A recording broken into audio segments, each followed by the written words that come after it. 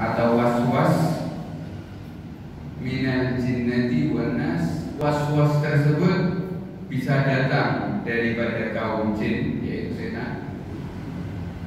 Dan juga kita diajarkan oleh Allah Subhanahu wa taala untuk berlindung dari waswas yang keluar daripada lisan manusia. Manusia seperti kita.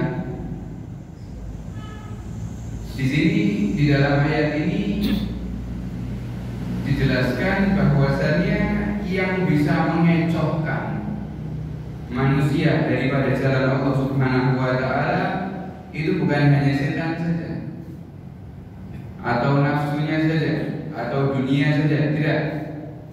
Tapi banyak juga yang mana orang terkecoh daripada jalannya Allah Subhanahu wa taala dari manusia semisalnya, dari temannya sendiri kah, kerabatnya sendiri kah, yang mana mereka disebut oleh Allah Subhanahu wa taala manusia-manusia yang mana tugas mereka atau kegiatan mereka, kesibukan mereka mengecohkan manusia dari jalan Allah Subhanahu wa taala, itu disebut oleh Allah Subhanahu wa taala di dalam Al-Qur'an, termasuk juga setan. Minal jinnati wan nas, al-muwaswis. Bahkan Imam Hasan Al-Basri, beliau mengatakan, menjelaskan tentang tafsir ayat minal jinnati wan nas, bahwasanya setan itu ada dua. Ada setan dari kalangan jin dan juga ada setan dari kalangan manusia. Manusia sama, akan tapi tidak ada bedanya dengan setan. Manusia sama manusia seperti kita, akan tapi kehidupannya 24 jam dipakai untuk menjerumuskan seseorang keluar dari jalan Allah Subhanahu wa taala. Manusia sama seperti kita, akan tetapi pikirannya, gerak-geriknya dipakai untuk menjauhkan seseorang dari Nabi Muhammad SAW. Semoga kita dilindungi oleh Allah Subhanahu wa taala daripada keburukan setan jin maupun setan manusia. Amin Allahumma amin. Maka di sini ulama pun memberikan kita nasihat dan wasiat. Ulama memberikan kepada kita nasihat atau wasiat bahwasannya seseorang yang benar-benar ingin menuju kepada Allah Subhanahu wa taala sungguh-sungguh dalam beribadah, maka dia harus berwaspada. Dia harus ambil waspada daripada setan-setan manusia ini. Karena bedanya setan dari kalangan jin dan bedanya setan daripada kalangan manusia. Kalau setan daripada kalangan jin itu jika kita berzikir kepada Allah Subhanahu wa taala, menyebut nama Allah Subhanahu wa taala, itu setannya kabur. Kita diberi was-was sama setan dari kalangan jin. Was-was untuk bermaksiat dan yang lainnya, kita berzikir kepada Allah, beristighfar, sholawat kepada Nabi Muhammad, itu hilang was-wasnya, kabur setan. Beda kalau was-was tersebut daripada setan apa? Manusia. Mau kita baca Yasin, mau kita baca Al-Baqarah, itu setan manusia tetap ada di sebelah kita. Maka di sini lebih berat daripada setan manusia, daripada setan dari kalangan jin. Maka para ulama memberikan kita peringatan untuk berwaspada. Kalian ini yang ingin menjaga hubungan kalian kepada Allah Subhanahu wa taala, kalian juga harus fokus tentang orang-orang yang ada di sekitar kalian. Jangan sampai kita termasuk orang-orang yang menjadi korban setan manusia tadi, karena bisikannya lebih besar, iming-imingannya juga lebih kuat. Maka di sini dianjurkan, para ulama mengatakan dianjurkan untuk mengurangi daripada berkumpul dengan manusia, mengurangi sekuat tenaga waktu kita, jangan kita habiskan sia-sia untuk berkumpul dengan manusia-manusia selain daripada suatu kebaikan atau yang belum jelas kebaikannya. Ulama di sini menganjurkan orang yang ingin fokus kepada Allah Subhanahu wa taala, kurangi perkumpulan sama orang-orang. Kurangi perkumpulan dengan manusia-manusia. Kenapa kita diperintahkan untuk mengurangi perkumpulan dengan orang-orang yang lainnya? Yang pertama, kita diperintahkan untuk mengurangi perkumpulan dengan manusia-manusia yang lain karena mereka minimalnya akan menyibukkan kita dari ibadah. Minimal mawarah mereka ini bisa menyibukkan kita daripada ibadah. Menyibukkan kita daripada ibadah ya, karena mungkin ya, kita harus duduk sama mereka atau mereka meminta sesuatu atau yang lainnya dan yang lainnya, kita sibuk daripada ibadah. Itu yang pertama. Sibuk daripada ibadah. Bahkan seseorang yang terlalu banyak menghabiskan waktu untuk duduk dengan mereka, untuk duduk dengan manusia-manusia, dengan orang-orang tanpa mengatur waktunya, mereka ini bukan hanya bisa menyibukkan kita daripada ibadah, akan tapi mereka juga bisa mengajak kita untuk berbuat buruk. Jadi levelnya sudah naik, sudah berat. Pertama kumpul, kita habis waktu kita yang pertama daripada ibadah. Kalau terus menerus kita kumpul, bisa-bisa mereka yang mengajak kita daripada keburukan, karena kita tidak tahu apa yang dibahas di tongkrongan, apa yang dibahas ketika mereka berkumpul. Ya waliyadzubillah, mereka menceritakan suatu pengalamannya kah atau ceritanya kah yang bisa menjadikan kita ingin untuk bermaksiat, yang bisa membukakan jalan kepada kita untuk bermaksiat. Makanya pernah dikisahkan oleh salah satu ulama yang bernama Hatim Al-Asam. Beliau mengisahkan bahwasannya pengalamannya berkumpul dengan manusia-manusia yang lain. Beliau mengatakan bahwasannya aku mengharap ketika aku berkumpul dengan orang-orang, aku berharap 5 perkara. Ketika aku berkumpul dengan orang-orang ini, aku berharap 5 perkara. Dan 5-5-nya tidak ada yang aku dapatkan sama sekali, kata Hatim Al-Asam. Sia-sia semuanya.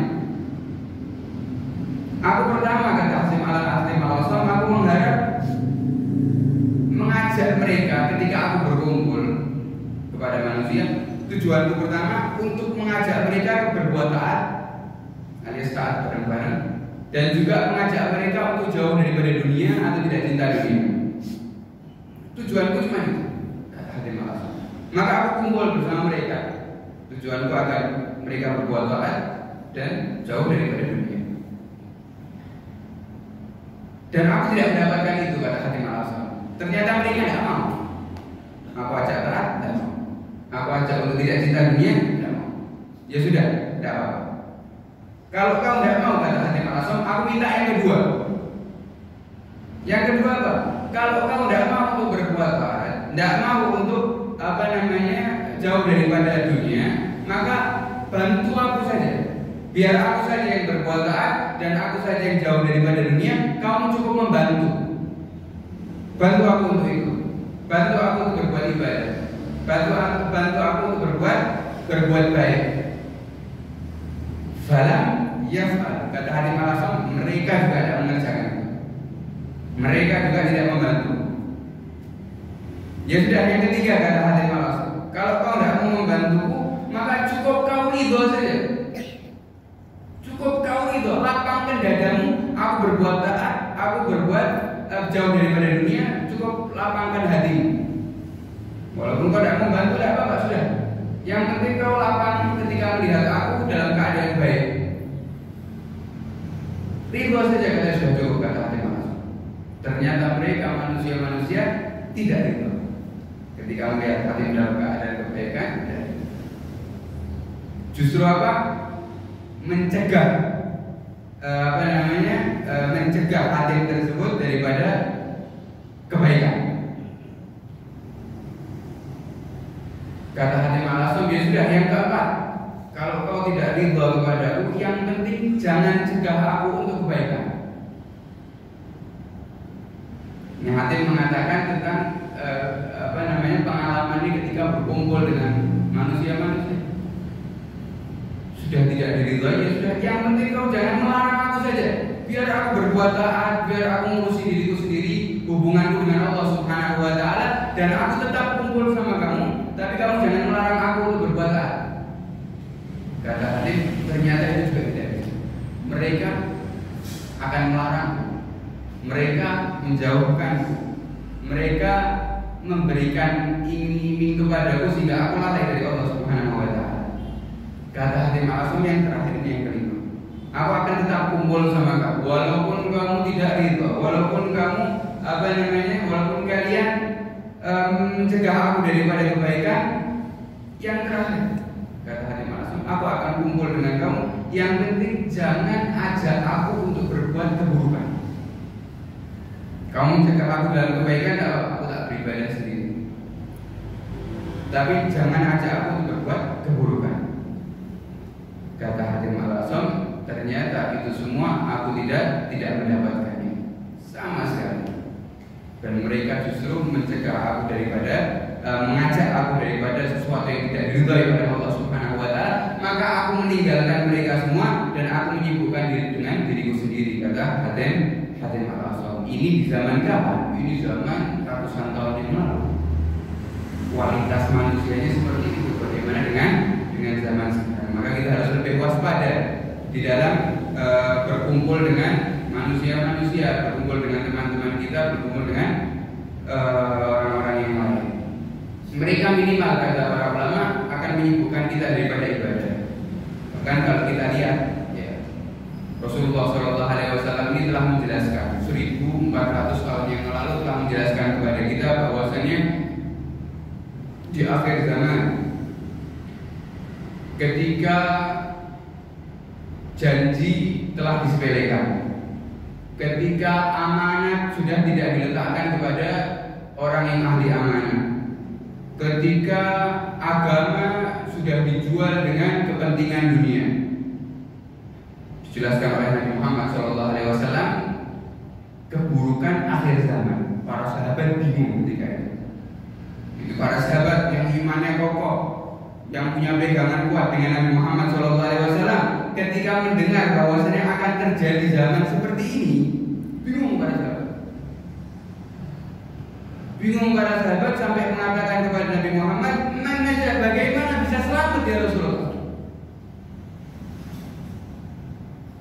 Terus bagaimana kita bisa selamat kalau kita hidup di zaman tersebut? Zaman yang disebutkan sama Nabi Muhammad sudah terjadi semua di zaman kita.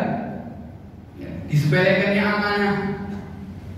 Kata Nabi Muhammad, maksudnya disepelekan amanah apa? Ketika seseorang diberikan amanah yang tidak layak untuk orang tersebut, diberikan diberikan suatu kedudukan akan tapi tidak memiliki amanah, dijadikan ini malah melakukan ini dan ini, ya kita tahu semua. Kemudian Nabi Muhammad juga mengatakan diterimanya pungli, sudah menjadi rahasia umum. Tambah lagi Nabi Muhammad juga mengatakan dijualnya agama untuk kepentingan ekonomi. Bingung para sahabat. Terus bagaimana orang-orang yang hidup di sekitar di zaman tersebut bisa selamat ya Rasulullah? Maka Nabi Muhammad memberikan resep orang yang selamat, kata Nabi Muhammad, atau cara agar selamat di zaman tersebut. Amsik alaika lisanak wal yas'a baitak. Kata Nabi Muhammad, jaga mulutmu dan menetaplah di rumahmu. Ini dua wasiat Nabi Muhammad untuk orang di akhir zaman. Dan ternyata kita tahu benar, orang-orang yang selamat di zaman ini hanya berpegang dengan baik, lisannya dijaga, sama senantiasa di rumah, tidak keluar kecuali memang sesuatu yang penting, tidak keluar kecuali memang sesuatu yang hak itu baik, tidak keluar memang tujuannya memang murni bersih untuk Allah, tidak keluar kecuali memang benar-benar untuk kebaikan. Ini yang dijanjikan oleh Nabi Muhammad SAW. Orang-orang seperti ini yang akan terjaga daripada fitnah akhir zaman. Semoga Allah menjaga kita daripada fitnah akhir zaman, begitu juga keluarga kita dan keturunan kita. Amin Allahumma Ini yang pertama. Kemudian yang kedua, kata para ulama, kalau kita berkumpul dengan manusia kita bisa sibuk daripada ibadah. Yang kedua, karena manusia juga bisa merusak amal ibadah kita. Manusia juga bisa merusak amal ibadah kita. Kenapa? Coba kalau ketika kita kumpul bersama orang-orang yang baik, semua manusia, ketika kita kumpul bersama mereka, ditakutkan hati kita akan timbul rasa ingin terlihat baik, atau ingin dipuji, atau ingin terlihat unggul. Dan itu kata para ulama adalah bibit riya. Dari mana timbulnya? Dari kumpul sama manusia. Maksudnya kumpul dengan sesuatu yang tidak ada manfaatnya. Pasti ketika kita kumpul kita ingin terlihat unggul, kita ingin terlihat mulia, kita ingin terlihat paling baik. Bahkan ada di antara kita ingin dipuji ketika setiap perkumpulan, atau ingin diletakkan di depan, atau ingin junjung. Kata para ulama, ini bibit riya. Dan dari bibit ini bisa menghancurkan amal ibadah kita. Betapa ruginya kita beribadah bertahun-tahun hanya cuma perkumpulan dengan mereka, sesuatu yang tidak ada manfaatnya, ibadah tersebut hancur karena bibit riya tersebut. Maka di sini para ulama menganjurkan kepada kita karena dua perkara ini, kita dianjurkan untuk tidak memperbanyak berkumpul dengan manusia, kecuali hanya untuk kebaikan. Dan dalam urusan ini ulama juga membagi dua dalam maksudnya manusia di sini dibagi dua, terbagi menjadi dua kata para ulama, antara dia ulama, dia orang yang alim, dia orang yang berkepentingan dakwah, dan juga orang biasa yang tidak berkepentingan dakwah. Kata para ulama, anjuran untuk orang yang selain ulama, dia bukan orang yang alim, dia bukan orang yang memiliki kewajiban untuk berdakwah, maka hendaknya kata para ulama tidak memperbanyak berkumpul dengan manusia kecuali dalam beberapa keadaan saja. Jadi kalau misal dia bukan ulama, dia bukan orang yang alim, dia tidak memiliki dia tidak memiliki beban lebih berat dalam berdakwah, maka kata para ulama lebih baik orang tersebut tidak berkumpul kecuali dalam keadaan atau perkara-perkara yang khusus, seperti sholat Jumat, atau berjamaah di masjid, atau sholat Id, atau menghadiri majelis ilmu, atau daripada urusan dunia juga yang penting saja, seperti urusan kerjaan dan yang lainnya, tidak masalah. Kemudian selainnya dipakai untuk di mana? Di rumah. Dipakai untuk khusus dirinya sendiri. Dipakai untuk memperbaiki hubungannya dengan Allah Subhanahu wa Ta'ala. Ini jika dia bukan akan, tapi dia yang memiliki kewajiban dalam berdakwah. Dia yang memiliki beban yang lebih berat daripada berdakwah, maka tidak dianjurkan oleh mereka orang-orang yang alim, tidak dianjurkan untuk menyendiri. Orang yang memiliki ilmu ini tidak dianjurkan untuk berdiam diri di rumah. Enggak. Kenapa? Karena dia punya ilmu, karena dia punya beban amanah dari Allah Subhanahu wa Ta'ala, maka diwajibkan harus tetap berbaur untuk manusia kepada manusia, tapi tujuannya yang harus diperbaiki. Dia orang yang alim, dia ustaz, dia kiai, dia tidak boleh dia sembunyi di rumahnya. Harus tetap berkumpul dengan orang-orang yang lain. Kenapa? Karena dia punya warisan Nabi Muhammad SAW yang harus disampaikan kepada umatnya.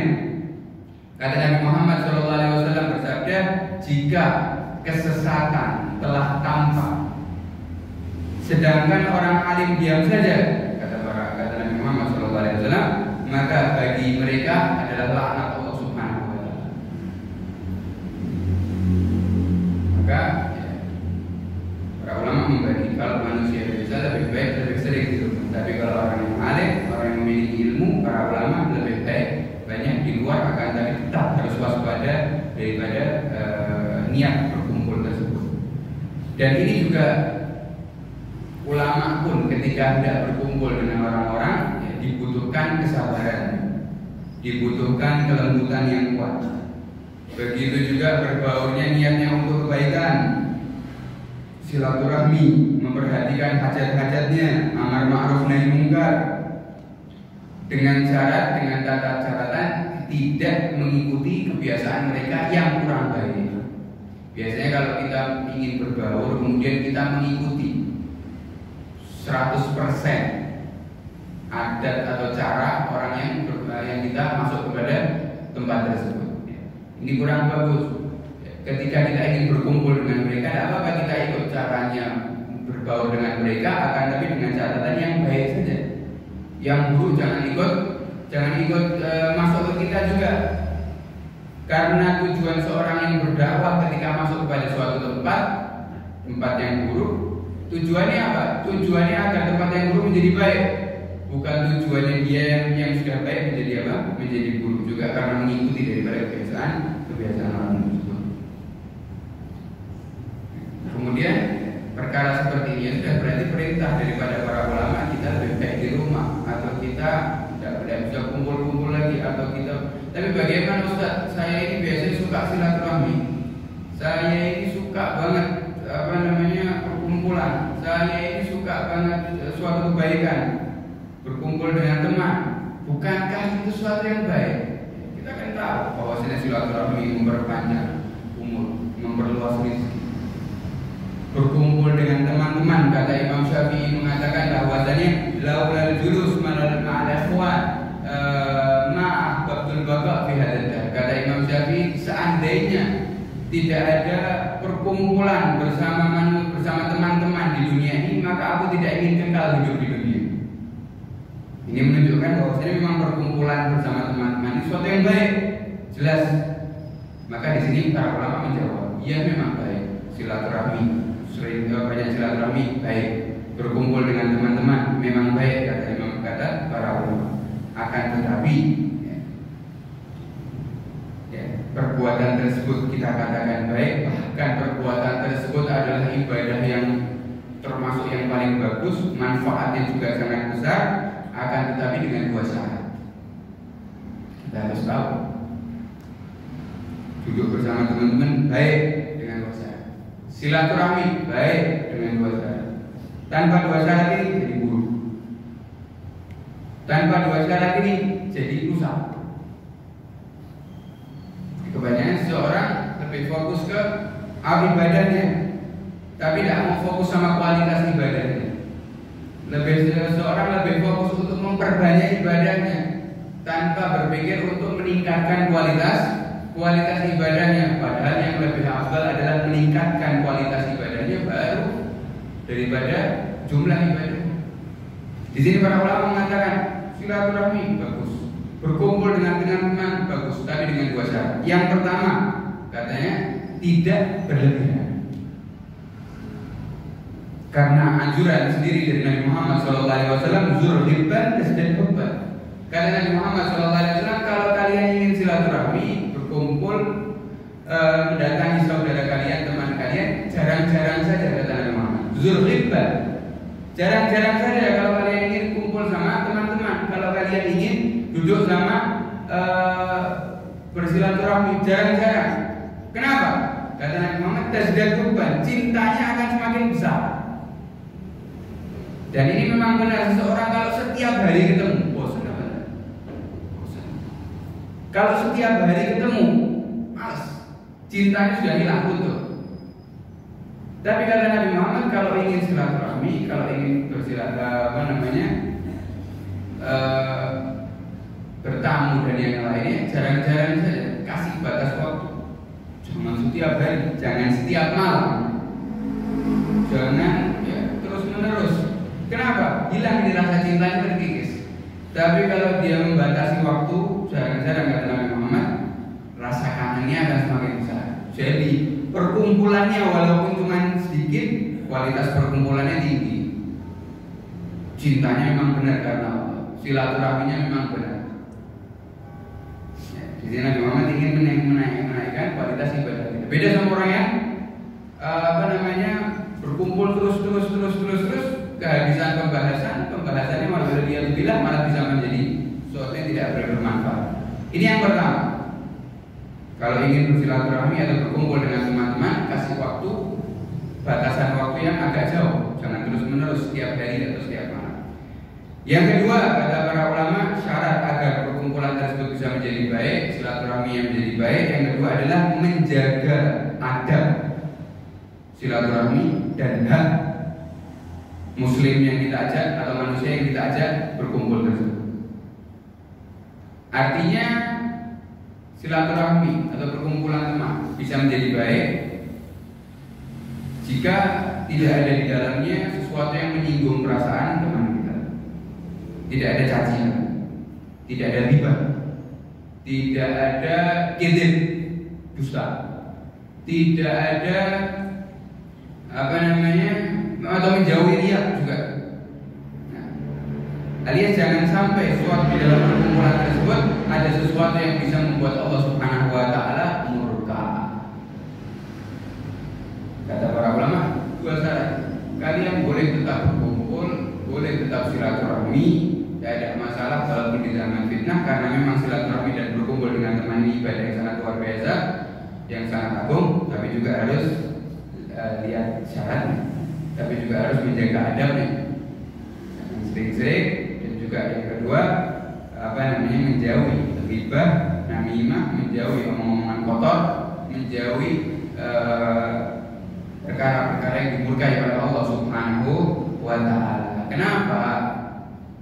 Karena beberapa banyak seseorang yang bisa berubah akhlaknya cuma gara-gara perkumpulannya.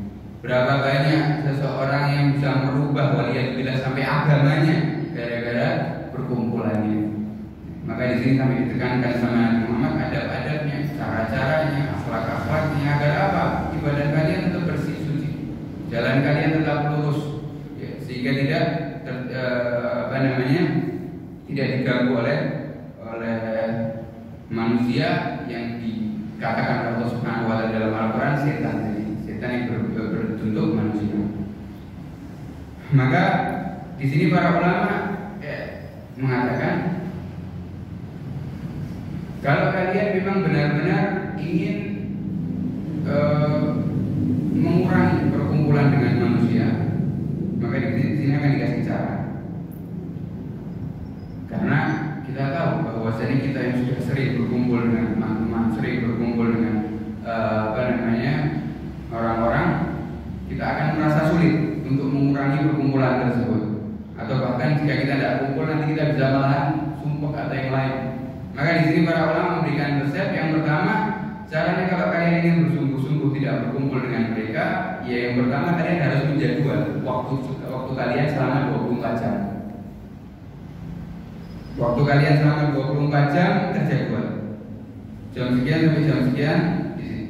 Jam sekian sampai jam sekian di sini. Jam sekian sampai jam sekian di sini. Teratur. Terjadwal waktunya 24 jam. Jangan sampai dalam 24 jam tersebut ada waktu yang terlewat kosong, atau waktu yang terlewat tidak ada manfaatnya, atau waliyadzubillah sampai sesuatu yang bisa bermaksiat. Ini sulit, memang sulit.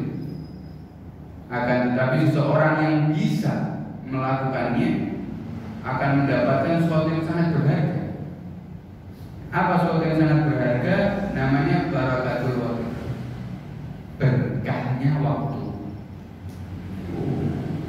Berkahnya waktu ini sangat luar biasa. Yang mana Rasulullah mengatakan bahwasanya tanda akhir zaman itu Allah akan mencabut namanya keberkahan waktu. Sehingga seseorang hidup 1 minggu seakan-akan baru 2 hari saja, 1 bulan seakan-akan baru 1 minggu saja, seorang 1 tahun saja tidak terasa. Nah, ini namanya diangkat keberkahan waktu.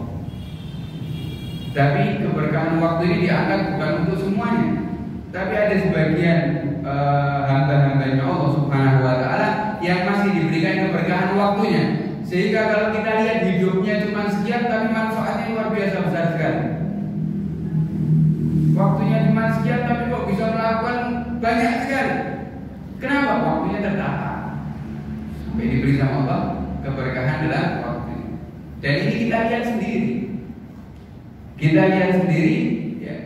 Ketika kita duduk bersama guru-guru kita duduk bersama guru kita hanya 1 jam sampai 2 jam. Tapi dalam 1 jam sampai 2 jam tersebut kita bisa membaca hampir 10 kitab. Hampir 10 kitab kita bisa baca. Kemudian di waktu yang lain kita mencoba untuk mengkaji ulang 10 kitab yang kita baca bersama guru kita. Tapi kita bacanya sendiri sama teman-teman saja. Kita baca, ternyata baru dapat 2, 3 sampai 4 kitab sudah habis 2 jam. Bingung belum? Rasanya kita baca sama, tapi kok waktunya beda. Ini menjelaskan bahwasanya seseorang daripada sebagian hamba Allah Subhanahu wa taala memang diberikan keberkahan daripada waktu tersebut. Semoga kita mendapatkan daripada keberkahan waktu tersebut. Amin Allahumma amin. Jadi di waktu jadwal waktunya tidak terlewat sedikit pun daripada sesuatu yang melalaikan Allah Subhanahu wa taala ataupun sesuatu yang tidak ada bermanfaat. Ini yang pertama. Yang kedua, memaksa. Hati kita memang harus dipaksa. Manusia memang harus ditaklif, mujahadah, paksa diri kita. Paksa, kita biasanya berkumpul 3 jam, kurangi 2 jam. Berkumpul 2 jam, kurangi 1 jam. Terus dipaksa sampai semua waktu kita memang perkara yang diridhai oleh Allah Subhanahu wa taala. Kemudian yang ketiga, dengan merenungkan madaratnya, bahayanya ketika kita banyak berkumpulan dengan manusia, mulut kita akan sulit untuk dijaga. Telinga kita akan mendengarkan sesuatu yang kurang manfaatnya. Bahkan Nabi Muhammad SAW bersabda dalam hadisnya, al-mustami' syarikul qabil. Orang yang mendengarkan itu pahala dan dosanya sama seperti orang yang mengucapkan. Al-mustami' yang mendengarkan, pahala dan dosanya sama seperti orang yang mengucapkan. Kita duduk sama teman-teman kita, yang ngomong kotor teman kita, yang mencaci teman kita, yang ghibah teman kita, yang namimah teman kita, yang melakukan ngomong-ngomongan yang kurang baik teman kita juga. Tapi kita juga mendapatkan bagian daripada dosa, rugi atau tidak? Rugi sekali. Beda jauh dengan majelis-majelis ilmu. Beda jauh dengan majelis-majelis khair. Di majelis khair yang berdakwah isi tausiah cuma 1. Kalau kita mau hadir majelis zikir, yang berzikir pakai mikrofon cuma 1. Di majelis maulid yang membaca daripada maulid cuma 1 orang. Tapi yang dapat pahala semuanya. Kenapa? Karena semuanya ikut mendengar. Untung apa enggak? Untung sekali. Cuma hadir dapat pahala dakwah, dapat pahala zikir, dapat pahala sholawat, dapat pahala doa, dapat pahala perkumpulan yang baik, pahala banyak. Berbeda sama perkumpulan kita di tempat tongkrongan-tongkrongan yang kurang baik. Kita tidak ikut ghibah, kita dapat dosa. Tidak ikut namimah, kita dapat dosa. Tidak ikut ngomong kotor, kok kita dapat dosa juga. Ya memang begitu. Daripada hadisnya Nabi Muhammad SAW. Ini yang kedua, telinga ini kata para ulama adalah salah satu daripada 2 pintu yang masuk ke dalam hati kita. Jadi hati, ya kita punya hati ini bisa menjadi baik dan bisa menjadi buruk. Hati kita ini memiliki 2 pintu, alias semua yang masuk dalam hati kita itu mencerminkan hati kita bagaimana. Yang masuk baik, ya hati kita jadi baik. Yang masuk buruk, ya hati kita jadi buruk. 2 pintu. Pintu yang pertama masih bisa ditutup.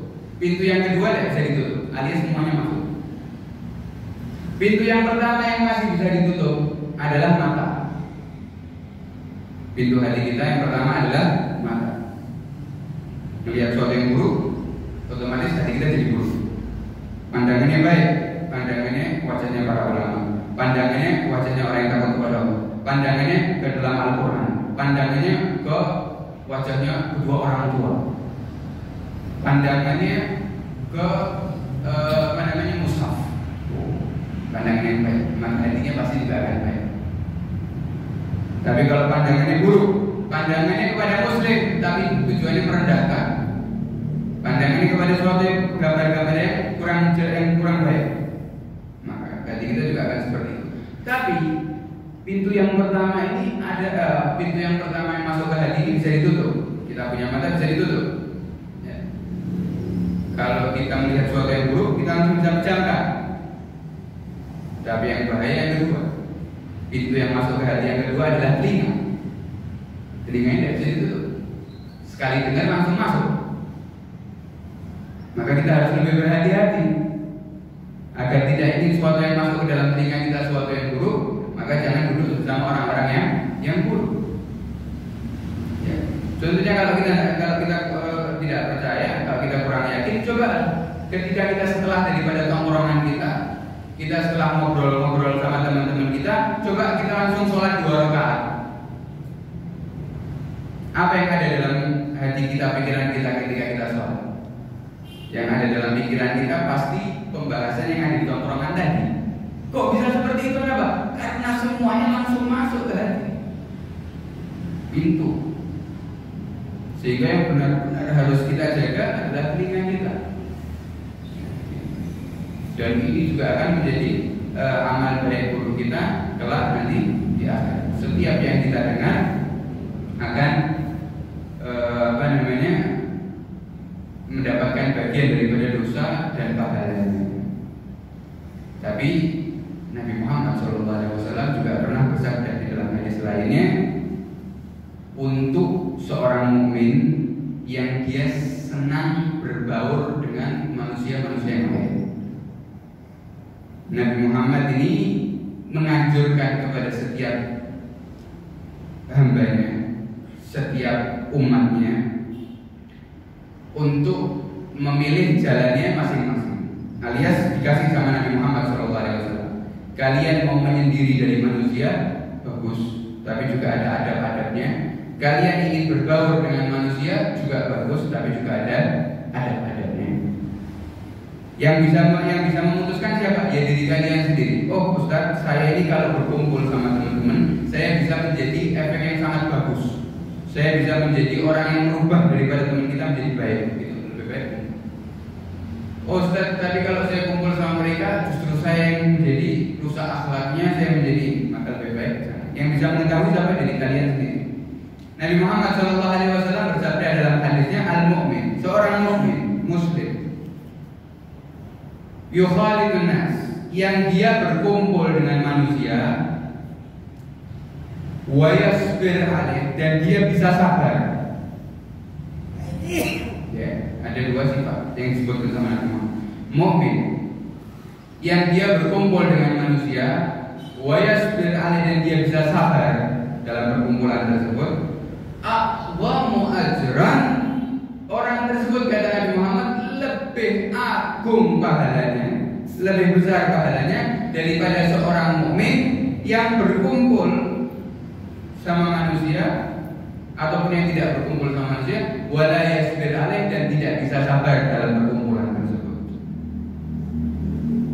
Ya, di dalam hadis ini banyak hikmah sekali, banyak sekali hikmah yang bisa kita dapatkan di dalam hadis ini. Kita seorang mukmin, alladzi yukhalidun nas, yang bergaul dengan manusia. Kita bergaul dengan teman kita, teman kerja kita, keluarga kita, sahabat kita, tongkrongan kita bergaul.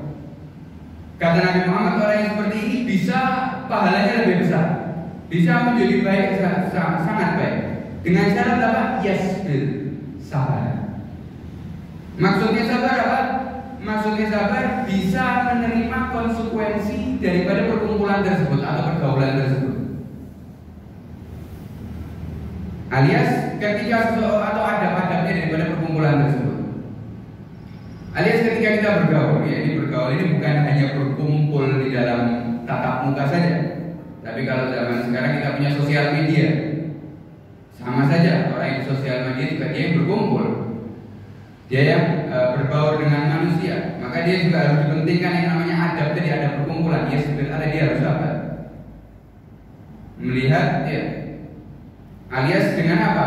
Terkontrol sikapnya, akhlaknya terkontrol. Dia tidak berkumpul dengan mereka kecuali dia bisa memperbaiki sikap-sikapnya. Dia bisa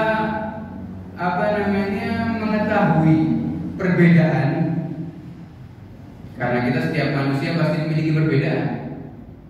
Seorang yang berkumpul, dia bisa menyadari perbedaan, dia bisa menghargai sesama, dia bisa toleransi, dia bisa mendengarkan daripada masukan yang lain, dia bisa membuka wawasan. Orang-orang seperti ini yang disebut oleh Nabi Muhammad SAW yang lebih agung derajatnya daripada orang-orang yang tidak berkumpul atau orang-orang yang tidak bisa menjaga daripada kesabaran dalam berkumpul. Ya.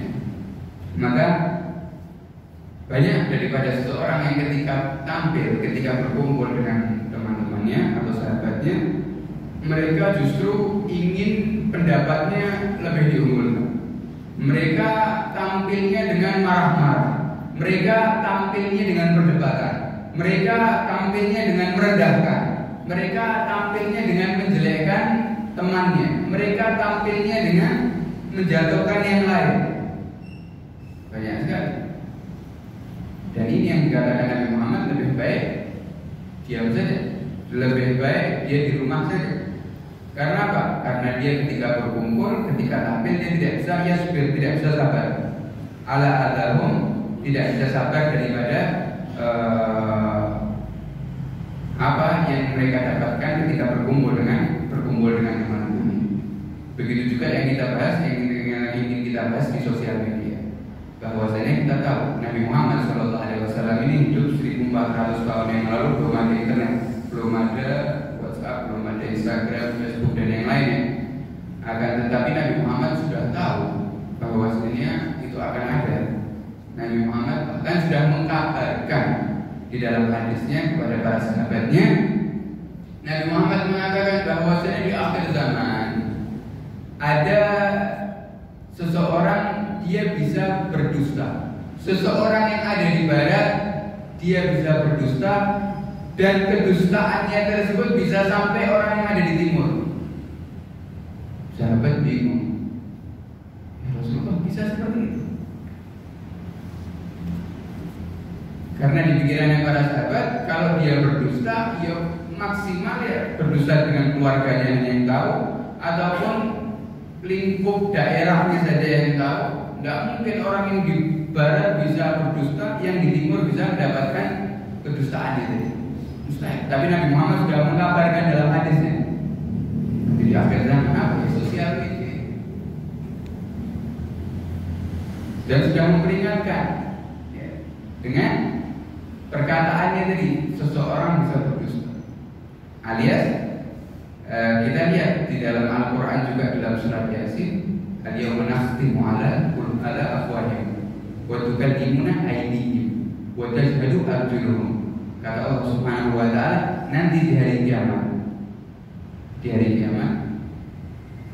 kami, kata Allah, akan menutup lisannya sehingga dia tidak bisa alasan lagi. Ketika yaumul hisab ditutup lisannya. Wa tukallimuna aydihim, yang akan berbicara siapa? Tangan-tangan mereka, kata Allah Subhanahu wa taala, dan kaki-kaki mereka.